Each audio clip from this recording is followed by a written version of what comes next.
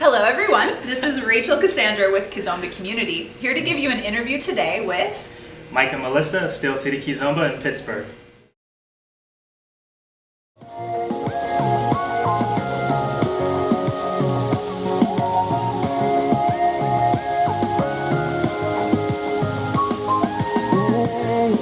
Escuta, baby, eu nunca me senti assim.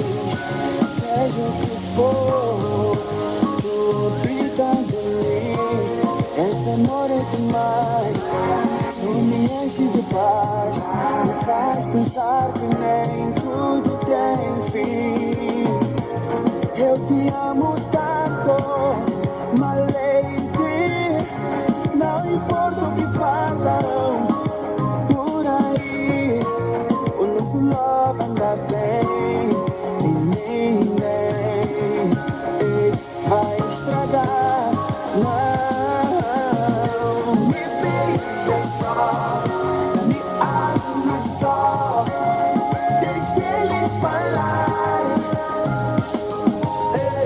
Vou te apelar, vou te casar. Great. So, first question for you both. How did you get started dancing? No, well, I have been dancing for a while, for a long time, pretty much since I was young. So I danced all the styles, ballet, tap, jazz, and so forth. And then I transitioned into the urban scene. So I danced a lot of hip hop, what you consider the umbrella of hip hop, so house, whacking. So, and when I moved to Pittsburgh, I stopped dancing for a little bit, and then I rediscovered dancing through I would say the Latin scene, because obviously Kizomba in the US and a lot of places where it started in the Latin parties. So that's kind of how I was reintroduced. Well, I actually introduced to Kizomba, but reintroduced to African dance that I've already seen before that. What about for you, Mike? How'd you get started dancing? And then go ahead and tell us when and how you found Kizomba. I have a lot of friends that are hip hop dancers, so I was always around then. I didn't start really getting into dancing until maybe a few years ago. I started with salsa first. That's how I was introduced to Kizomba, through the salsa scene. And then that's where I kind of gravitated more towards Kizomba and just grew into that more. You've both come to Kizomba in the last few years, and when did you decide, hey, you know what? We want to spread, we want to help this scene grow in Pittsburgh? It was last summer. We were working together with another group, and we decided we wanted to try something a little different in a different direction and try to help our scene be more well balanced. Okay. So we began training more with a lot of instructors that teach authentic style or just authentic Kizomba, and learning more about the culture and things of that nature, so we can share that with everyone in Pittsburgh. Yeah, I think like a lot of people around here, we have been introduced to a lot of the newer styles, like I would say people call it urban style, French style at first, and then along the way we discovered, there is more of the traditional side.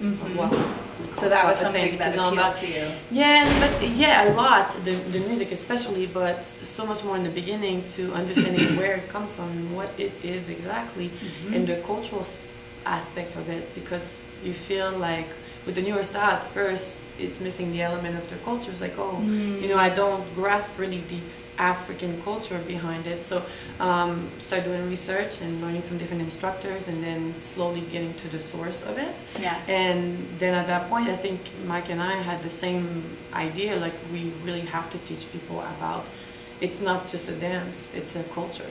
So we really have to ourselves first learn about it and then share it to our students. What's the culture, what's the, everything that's part of Kizomba. So when you're coming into class, how do you decide what you're going to teach? I mean, is there like a lot of talking in the beginning, or? Yeah, it depends on what class. So we have a fundamentals class that we do where we do talk a lot, because we want people to understand the background behind what we're doing, like why, where Kizomba came from, the music, the culture behind that, the different dances, Afro house, some of the things, how Kizomba, some are the same dance, relatable. How it's connected. So we talk about all of this a lot in the fundamentals. Our first class, we're not teaching you steps. You're going to listen for a little while. It's going to be, it's interactive, but it's more of a classroom setting. And then we work on fundamentals, because people can learn steps, but there's it's just steps. Like they need to have their own feeling behind what they're doing and understanding how they move, not like where. Great. Yeah, a lot of things we say is that we're trying to teach you how to move, not where to go, but how to go there. You know, so it's very important for us to. I mean, we work a lot on the basics because it's all about basics. So the first class, yes, there's more talking. In our fundamentals, we cover pretty much everything about basics in the culture. It's an overview. It's not everything, obviously. Sure. And we have another class. It's called Improvers, which is basically working on these basics. So it's still a basic class, but then once they were exposed to it with the overview, they get to practice it. Okay, So awesome. Now you've mentioned that you've studied with some different teachers and that the authentic Kizomba is really what appeals to you. How would you describe your style? I mean, are there certain mentors that you really draw from, or I don't know?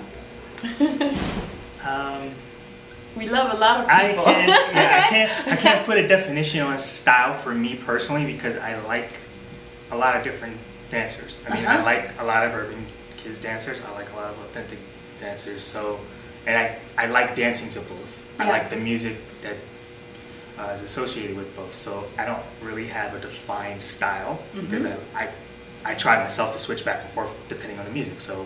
Right, When I'm here, that's how I'm going to dance. Sure. And that's what I try to impart to our students is like you dance how the music makes you feel.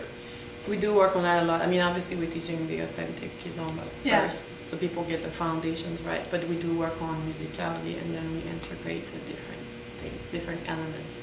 I really personally like a lot the authentic Kizomba. Well, in all the styles connected, I'm very fan of all the other African dance. So.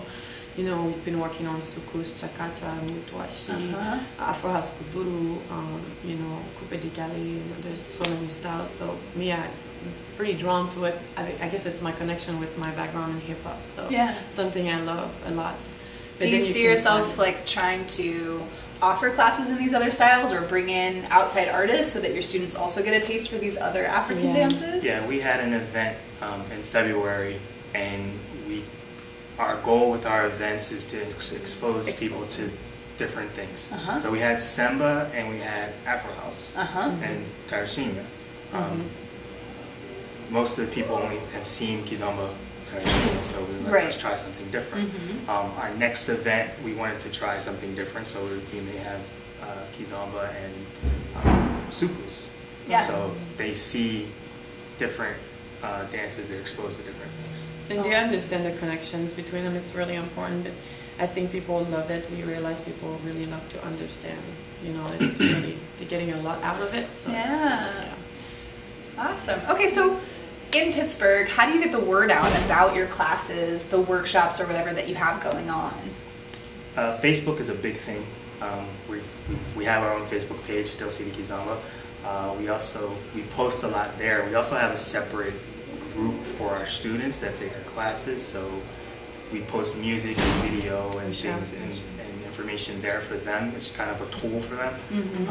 We have a website, stillcitykizomba.com. We post things on there. That's usually our events that are coming up. I go out social dancing a lot because I still salsa dance. I still like to sing. So if I'm at a salsa social and there's Kizomba playing, I'll dance with some people and try to spread it by word of mouth too. Awesome. Yeah, a lot of it is word of mouth. I mean, obviously, when people see you dancing, sometimes it's like, "What are you doing? I want to learn this." Yeah. You know? So we get a lot of. So often people start with privates, or they'll come to the fundamentals eventually.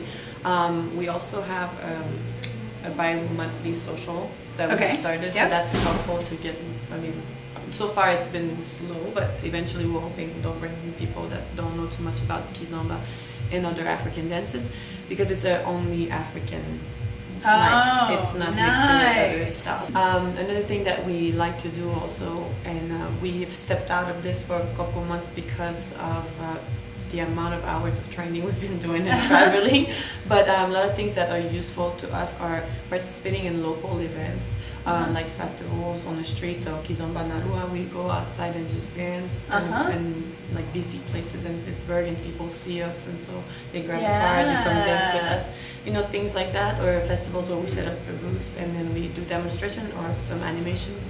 Yeah. And hopefully eventually some performances and things like that, so we get to be more exposed to people. Great. So basically, if you live in Pittsburgh, you have no excuse for not having heard of Kizomba. I mean, at this point. Well, we're getting there slowly. Trying to grow it, yeah. And of course, we also have your events on Kizomba Community. You're both listed on the ambassadors page. So, yeah. And at the end of this video, we'll be making sure that all of your contact information is available for our viewers. The last question that I want to ask you is, what does it mean for you to be part of the growing Kizomba community here in the United States? For me, I like it comes across as to me it's like a big family, literally. We're here for the White House Summit, and I mean we're here with instructors from Europe, we're here in Angola, like nationally. Everyone knows each other, everyone's friendly. There's just love. Yeah. So, and every festival I've been to, that's how it's been. Everyone jokes around, everyone plays, like there's no edge.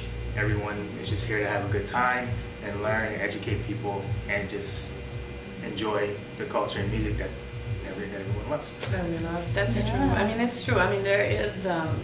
It's one thing for us. I guess it's very important for us that we, no matter what, we try to connect with everyone. We are part of, like, there's no specific group or avoiding like a cliquey feeling. We don't. I mean, we obviously train with more specific people, and we have, but there isn't such a thing as, oh, I'm not going to talk to these people because they don't dance the style that no. Yeah. We're very open. We're very things change, evolve. We're trying to stay very respectful and neutral with everything. So I think it's part of building a very strong scene also, because it's very important that we all work together, Yeah, definitely. Nothing is perfect, but we we do our best to learn as much as we can, train as much as we can, and share as much as we can, and obviously sharing what we know, and not because it's not our culture, so we have to learn a lot from our teachers. Sure, there's a lot of talent in the U.S. As far as instructors and dancers and things. So the more that everyone comes together with that, it seems like the U.S. scene can grow exponentially more. I've already seen it's growing exponentially, guys. Let me tell you about when I started Kizomba Community. There were like 8 cities that had Kizomba. Wow. We're coming up on 100 now. This is awesome. Yeah. This is great. I mean, we definitely love it. Like you said, like traveling and seeing all these people, and sometimes we might see, like, let's say a couple from some place twice a year, but it's like, oh wow, when we see them, it's so exciting. So we just love to share with everyone. It's a lot of fun. Well, I look forward to seeing you in the future at some other festivals. Thanks for taking the time out to talk with us. And we'll be sure to give you all the contact information. If you happen to be headed towards Pittsburgh, make sure that you stop in and see some Steel City Kizomba stuff. And remember that if you'd like to see more videos like this, you can check out www.kizombacommunity.com. Thanks, guys.